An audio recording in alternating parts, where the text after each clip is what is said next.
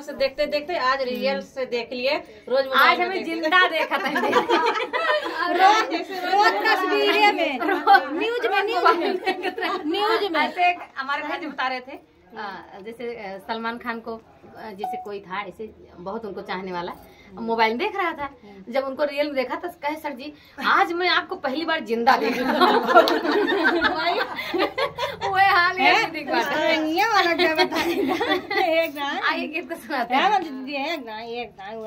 कि निक बाटे हो सखी हमार सजना, निक बाटे हो सखी हमार सजना, हो हमार सजना, हो हमार सजना, हो हमार सजना, निक बाटे हो सखी हमार सजना, निक बाटे हो सखी हमार सजना। सासू कहाई बहू बरतन माजा, सासू कहाई बहू बरतन माजा, सैया कहाई ना हो धना, करी खा लगे जाई है ना हो धना, करी खा लगे जाई है ना हो धना, निक बाटे हो सखी हमार सजना।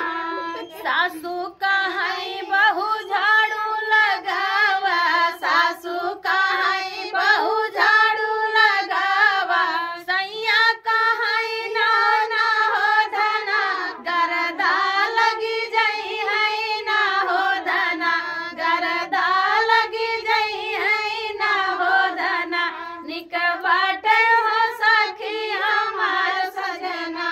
सासू कहाई बहू से जिया सूता, सासू कहाई बहू से जिया सूता, सैया कहाई ना हो धना, लड़िका होई जाई है ना हो धना, लड़िका होई जाई है ना हो धना, निक बाटे हो सखी हमार सजना।